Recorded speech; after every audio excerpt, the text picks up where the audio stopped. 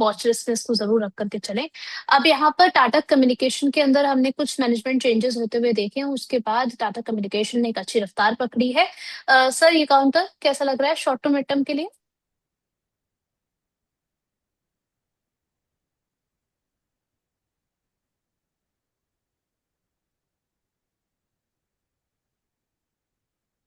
रोशी, ये स्टॉक भी अच्छा लग रहा है।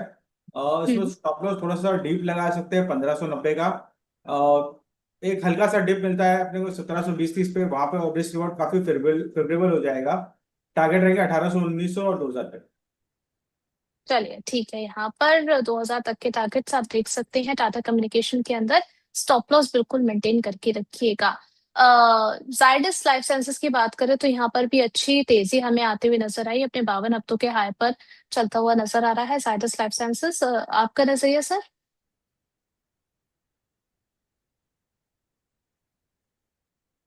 रोशी, स्टॉक अभी भी अच्छा लग रहा है पर रनअप काफी स्ट्रांग हो गया है, तो रिस्क रिवॉर्ड थोड़ा सा अनफेवरेबल बैठ रहा है। हम्म। किसी भी लॉन्ग पोजीशन है 990 के स्टॉप लॉस से बने रहे। नई एंट्री अगर जो करनी है तो थोड़ा सा रिस्की बैट है, तो हम्म। नई एंट्री के लिए फिलहाल अवॉइड कर सकते हैं इसको। नई एंट्री के लिए फिलहाल अवॉइड करें, काफी रन अप ऑलरेडी जो है जायडस हमें दिखा चुका है। यहाँ पर साथ ही साथ अपने दर्शकों के सवाल भी लेते हुए चलते हैं। सोनी सिंह जी का सवाल है sir, HPG sorry HBL engine को लेकर के 841 पर इन्होंने बाई किया है। आगे स्ट्रैटेजी क्या रहेगी? आपके पैसे थोड़ा सा नीचे आ रहे हैं पर आज तो आप कंसोलिडेट करके वापस घूम रहे हैं। पहला चीज, आप 725 का स्टॉप लॉस लगा लें। और ये स्टॉक 825 के ऊपर निकलेगा तो इसमें वापस करंट आएगा जो इसको 860, 900, 950 के जोन पे ले जा सकता है। तो फिलहाल के लिए आप 725 के स्टॉप लॉस से बने रहे पोजिशन। 725 के स्टॉप लॉस के साथ पोजीशन को होल्ड करने की सलाह आपको दी गई है HBL इंजन के अंदर। अयान जी का क्वेश्चन आया है, शारदा क्रॉप कैम्प को लेकर के 46 शेयर है इनके पोर्टफोलियो में, 841 की इनकी बाइंग प्राइस है सर। इनकी बाइंग प्राइस से अभी तो जो है 894 पर चल रहा है। अब देखें तो 2.5% की गिरावट भी है, तो यहाँ पर इनको एग्जिट कर लेना चाहिए या फिर बने मुझे रहें? स्टॉक 960 का, 860 का अच्छा सपोर्ट जोन है। वहां पर आए तो आप एवरेज कर सकते हो। मैं जनरली एवरेज की रिकमेंडेशन देता नहीं हूँ, पर हम्म। स्टॉक अच्छा प्राइस से गिर गया, स्टॉक अच्छा लग रहा है। और शायद रिजल्ट रिएक्शन से थोड़ा स्टॉक नीचे आया है। 860 के पास है तो आप एवरेज कर सकते हैं। स्टॉप लॉस लगाना है पूरी पोजीशन का 800 का। और हम्म। आपके टारगेट रहेंगे 900, 950 और 1050 के। ओके। सर एक और सवाल यहाँ पर कोचिन शिपयार्ड को लेकर के आया है। अभी कह रहे हैं कि कोचिन शिपयार्ड में अगर बाय करना है तो करंट लेवल पे किया जा सकता है या फिर अभी वेट करें, अभी और गिरेगा? कोचिंग शिपयार्ड वीक लग रहा है और किसी की एग्जिस्टिंग पोजीशन है तो 1440 का स्टॉप लॉस लगा ले, उसके नीचे ट्रेड करेगा तो और ज्यादा वीकनेस पड़ सकती है। नई एंट्री के लिए फिलहाल अवॉइड। नई एंट्री के लिए फिलहाल अवॉइड है। तो अगर हम लॉन्ग टर्म परस्पेक्टिव से देख रहे हैं सर डिफेंस में अगर कुछ, तो कौन सा स्टॉक जो है आपको ज्यादा बेहतर लगता है? तो उसे लॉन्ग टर्म के लिए लेना है तो नीचे के लेवल में अगर ये मिलता है 3800 आसपास में तो HAL को लेना चाहिए। HAL को देख करके चल सकते हैं सर करंट लेवल से?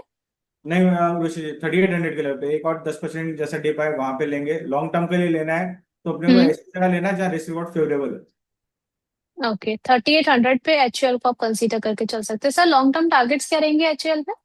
उसके टारगेट रहेंगे 5000, 6000, 7000 के। 5000, 6000, 7000 सर। आप एक सांस में जो है इतने बड़े लेवल्स बोल देते हैं।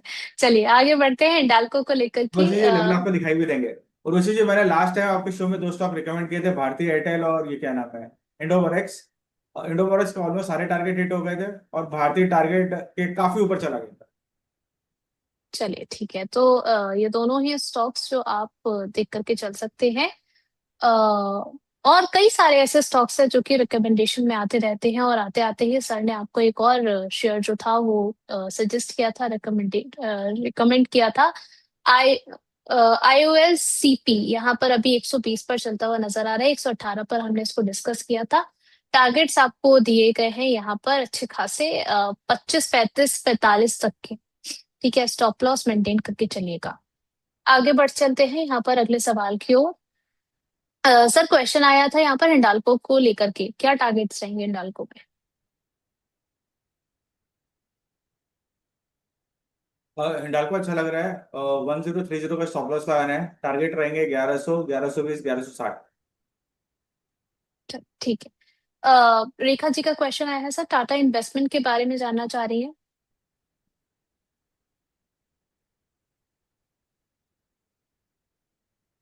और वैसे ये स्टॉक थोड़ा वीक लग रहा है और किसी की एग्जिस्टिंग पोजीशन है, 640 का स्टॉप लॉस लगा ले स्ट्रिक्टली। अगर जो उसके भी नीचे क्लोज करेगा या ट्रेड करेगा तो और ज्यादा वीकनेस बढ़ेगी। नई एंट्री के लिए स्ट्रिक्टली अवॉइड। नई एंट्री अभी नहीं करनी है इसमें, चलिए ठीक है।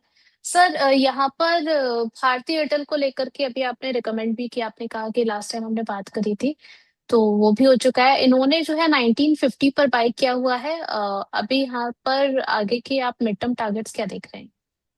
वैसे थोड़ी सी ऊपर बाई की है, हमने जो रिकमेंड किया था 1770 पे किया था। और हम्म। वहां से स्टॉक 1910 20 30 गया है। काफी ऊपर चला गया था और उन्होंने काफी ऊपर के प्राइस में लिया है। पहला चीज रहेगी कि फाइनेंस यानी को रेगुलर देखें तो सही लेवल पे एंट्री कर सकेंगे। और दूसरा चीज, अभी के लिए आप 1860 का स्टॉप लॉस लगा ले, उसके नीचे ट्रेड करेगा तो वीकनेस थोड़ी वापस बढ़ेगी। चलिए, तो जरूरी है आप लोगों के लिए कि आप लोग बिल्कुल डिसिप्लिन के साथ रिकमेंडेशन जो दी जा रही है उसको भी फॉलो करें, और टाइम्स भी फॉलो करें। देखिए, जो टाइम आपको बताया जाता है शो के आने का, और अगर आप भूल जा रहे हैं, हो जाता है कई बार कि बहुत सारे काम हो जाते हैं, नहीं ध्यान रहता है, तो नोटिफिकेशन जरूर ऑन कर लीजिए, क्योंकि फोन तो आप हमेशा अपने पास रखेंगे, तो फिर नोटिफिकेशन आएगा तो आपको पता चल जाएगा शो आने वाला है। आइए फटाक से अपना सवाल पूछिए और इस तरीके के किसी भी तरीके के लॉस से बच जाइए। यहाँ पर अगला सवाल सर इंडस टावर को लेकर के है। 438 पर इन्होंने जो है वो बाय किया हुआ है। एवरेज कहाँ करना चाहिए, शॉर्ट टू मिड टर्म का इनका नजरिया?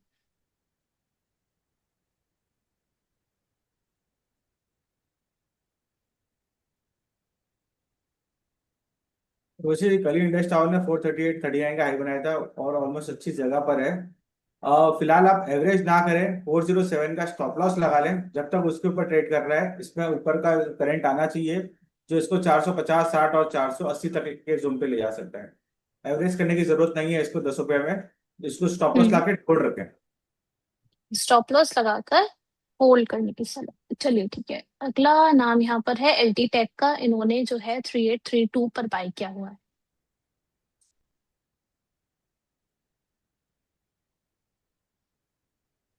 एलटी टेक इन्होंने 3832 पे बाय किया हुआ है। अभी अब देखिए तो 3597 पर चल रहा है। यहाँ पर एवरेज करना चाहिए सर इन्हें?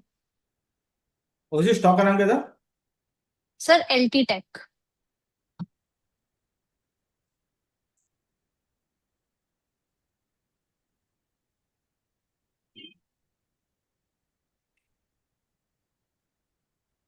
उसी एंट्री प्राइस क्या है?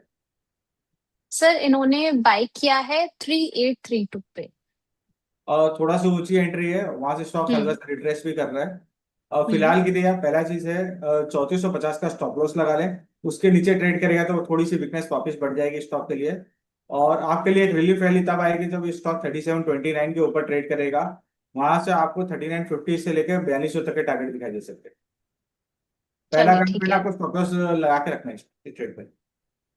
चलिए ठीक है, तो यहाँ पर स्टॉप लॉस लगा करके रखें, और तभी ज्यादा बेहतर है आपके लिए। मुकेश कुमार जी पूछ रहे हैं कि इनके पास बीएलएस इंटरनेशनल के 150 शेयर्स है एट द प्राइस ऑफ 278। तो शॉर्ट टर्म इनका नजरिया है, आपका एडवाइस क्या रहेगा सर?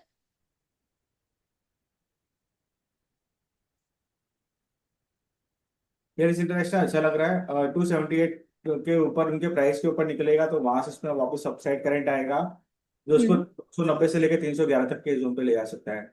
और फिलहाल के लिए आप 260 के स्टॉप लॉस से बने रहे पोजिशन में। चलिए ठीक है, यहाँ पर स्टॉप लॉस मेंटेन कीजिए।